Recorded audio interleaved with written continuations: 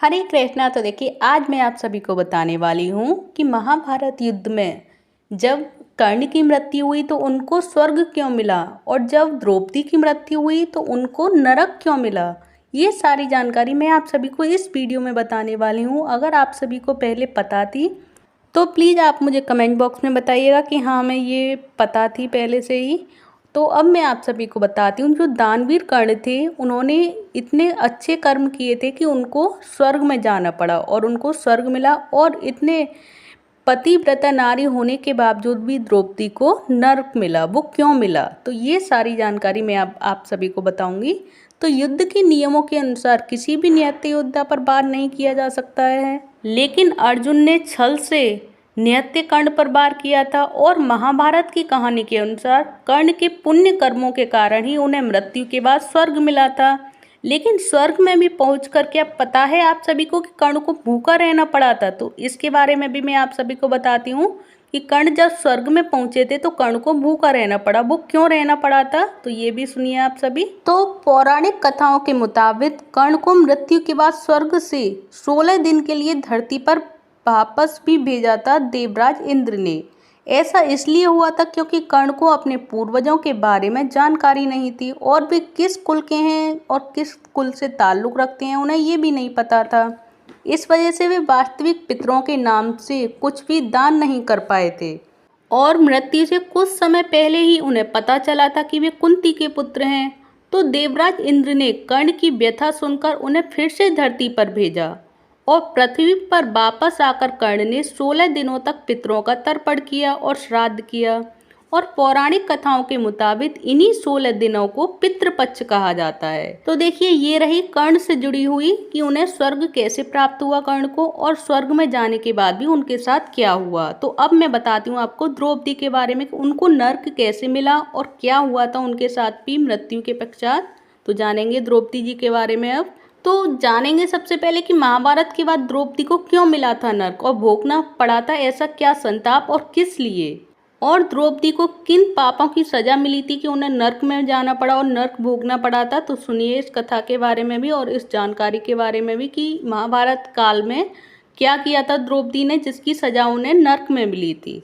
वैसे तो महाभारत पे कई ऐसे शो भी दिखाए गए हैं जहाँ पर स्टार प्लस पर आने वाले जो सीरियल सूर्यपुत्र कर्ण जो देखा था आप सभी ने भी, जिसमें किस्से काफ़ी सुनाए गए थे, जिसमें इसके एक द्रौपदी को नर्क मिलने का भी किस्सा था, जिसमें बताया गया था कि सूर्यपुत्र कर्ण की मृत्यु के बाद द्रौपदी को नर्क नसीब हुआ था। और ये देखकर स्वर्ग पहुंच चुके युधिष्ठिर जी बहुत परेशान हो गए थे कि द्रौपदी को नर्क क्यों मिला है, और उन्होंने धर्मराज यानी कि यमराज जी से पूछा था कि द्रौपदी के साथ ऐसा क्या पाप हुआ है जिसकी सजा उन्हें ये ऐसे ही मिल रही है नरक में, और ऐसा क्यों हो रहा है उनके साथ।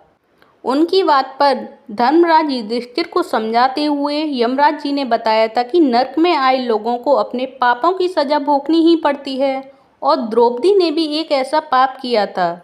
तो वो पाप कौन सा है, तो धर्मराज के मुताबिक द्रौपदी ने युधिष्ठिर के साथ साथ धृतराष्ट्र का भी उपहास किया था। ये वाकई तब हुआ था जब इंद्रप्रस्थ में मेहमान बनकर आए दुर्योधन गलती से तालाब में गिर पड़ते हैं। तब पांचाली ने उसे देखकर खिलखिलाकर पड़ती हैं हंसते हुए, और कह देती हैं कि अंधे का पुत्र अंधा।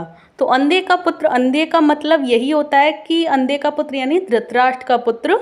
तो इस तरह से उन्होंने धृतराष्ट्र का उपहास भी किया था, एक तरह से उनका अपमान किया था। इसकी सजा उन्हें नरक में भोगनी पड़ी थी। और दूसरी है कि धर्मराज ने द्रौपदी का एक और पाप गिनाते हुए कहा था कि पांचाली ने स्वयंवर में दानवीर कर्ण का भी अपमान किया था, क्योंकि हर क्षेत्र में निपुण होने के बावजूद भी द्रौपदी ने कर्ण को सूत पुत्र कहकर भरी सभा में बेइज्जती करके ठुकरा दिया था। ये भी उन्होंने उनका काफ़ी बड़ा अपमान किया था। इसकी सजा भी उनको नर्क में जाकर ही उनको मिली। तो ये हैं उनके दो पाप जिनको धर्मराज ने गिनाते हुए युधिष्ठिर को बताया और उनको समझाया, जिससे कि युधिष्ठिर को भी समझ में आया। और आगे यमराज ने कहा कि यह वही अग्नि है जो द्रौपदी को जला रही है। और ये सुनकर युधिष्ठिर की आंखों से आंसू बहने लगे थे और काफ़ी उदास हो गए थे, अपने आप से भी उनको घृणा होने लगी थी। लेकिन फिर तभी बाद में धर्मराज ने बताया कि ये सब युधिष्ठिर को ऐसा दिखाया गया था। वो किस लिए ऐसा दिखाया गया? युधिष्ठिर को पहले नरक के दर्शन कराए गए थे युधिष्ठिर को, जिसमें द्रौपदी को बहुत पीड़ा में दिखाया था, जलते हुए दिखाया गया था। वो क्यों दिखाया गया, अब मैं ये भी आप सभी को बताती हूँ कि एक पाप की सजा की वजह से युधिष्ठिर को ये सब दिखाया गया था कि युधिष्ठिर ने अपने गुरु द्रोणाचार्य से अश्वत्थामा के लिए आधा सच कहा था। क्योंकि जब महाभारत का युद्ध हो रहा था और द्रोणाचार्य किसी से भी हराने पे नहीं हार रहे थे, तो युधिष्ठिर ने ही उनको कहा था कि अश्वत्थामा मारा गया, क्योंकि वो एक हाथी था। बट उन्होंने ये कहा था कि अश्वत्थामा मारा गया, किंतु हाथी, उन्होंने हाथी धीरे से कहा था। तो ये उनका झूठ ही था एक तरह का, जिसकी वजह से ही उनको अपने परिवार को दर्द भोगते हुए देखना पड़ा था। कि उनको नरक में देखा था उन्होंने अपने परिवार को, द्रौपदी को और अपने भाइयों को, कि ये नरक भोग रहे हैं। इससे उनको बहुत दुख हुआ और उनकी आंखों से आंसू बहने लगे थे महाराज युधिष्ठिर के। और फिर यमराज की ये सारी बातें समझकर युधिष्ठिर पहुंचते हैं स्वर्गलोक में, और स्वर्गलोक में वहाँ पे उनको पूरा परिवार मिलता है, द्रौपदी मिलती हैं, अपने सारे भाई मिलते हैं, जिनको सभी को देखकर, पांडवों को देखकर वो खुश हो जाते हैं। तो ये रही द्रौपदी से जुड़ी और कर्ण से जुड़ी और महाभारत के सभी भाइयों से जुड़ी कहानी, कि किसको क्या मिला और कहाँ कौन कौन कहाँ गया था, नरक में कौन गया था, स्वर्ग में कौन गया था। हालांकि स्वर्ग में ही गए थे, नरक में इनमें से कोई नहीं गया था। बट ये युधिष्ठिर को दिखाया गया था क्योंकि उन्होंने थोड़ा सा झूठ बोला था गुरु द्रोणाचार्य जी से। तो ये कहानी आप सभी को पता थी, नहीं पता थी? और ये पूरी कहानी आप सभी को अगर अच्छी लगी हो तो प्लीज़ कमेंट बॉक्स में बताइएगा। प्लीज़ वीडियो को लाइक करें, चैनल को सब्सक्राइब करें। हरे कृष्णा, हरि बोल।